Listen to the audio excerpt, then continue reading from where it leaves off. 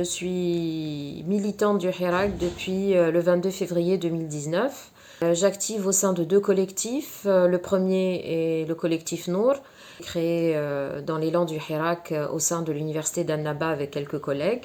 Et le deuxième collectif est le collectif du Forum des universitaires pour la démocratie, qui rassemble des enseignants universitaires de plusieurs régions du pays et qui milite pour un débat libre et une Algérie libre et démocratique.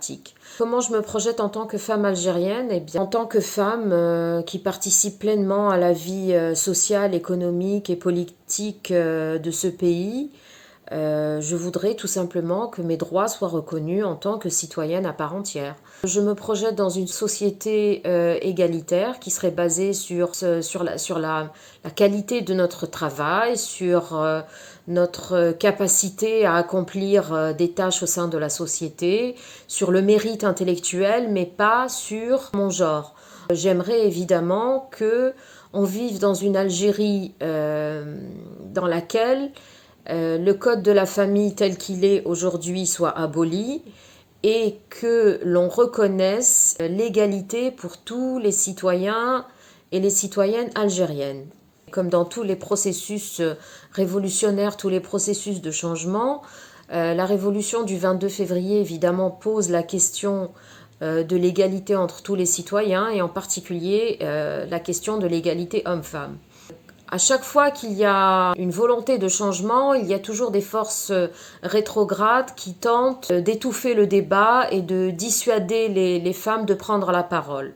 Le futur de l'Algérie ne pourra pas se construire sans la parole des femmes et sans la libération de la parole des femmes et sans une égalité entre tous les citoyens.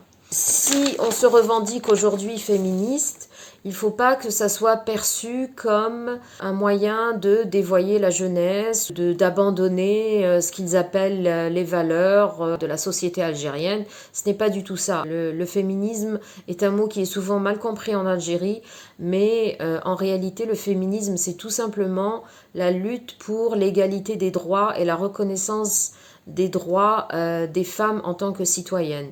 En ce qui concerne la révolution du 22 février, évidemment, je pense qu'elle a changé beaucoup de choses parce qu'elle a libéré la parole. Elle n'a pas libéré seulement la parole des hommes, elle a libéré aussi la parole des femmes.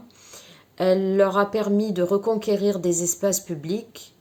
Elle leur a permis de marcher aux côtés des hommes, tout simplement, dans les rues, et de revendiquer exactement les mêmes droits pour une Algérie démocratique, pour une Algérie construite sur l'indépendance de la justice, pour une Algérie sociale dans laquelle tout le monde serait reconnu pour son mérite, pour son travail, pour ses qualités intellectuelles, et dans laquelle on pourrait envisager un avenir basé sur une Algérie qui s'inscrit dans la modernité, qui s'inscrit dans la pluralité, qui s'inscrit dans la reconnaissance de son histoire, la reconnaissance de son identité et la reconnaissance de toutes les personnalités qui ont construit l'Algérie telle qu'elle est aujourd'hui.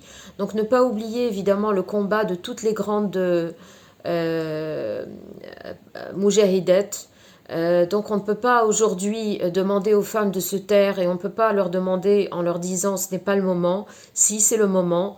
Nous sommes dans un processus révolutionnaire, dans un cycle, on est rentré dans un cycle vraiment de transformation et si on ne donne pas la possibilité à la société algérienne de débattre sereinement de toutes ces questions vitales, on n'arrivera jamais à construire une Algérie moderne.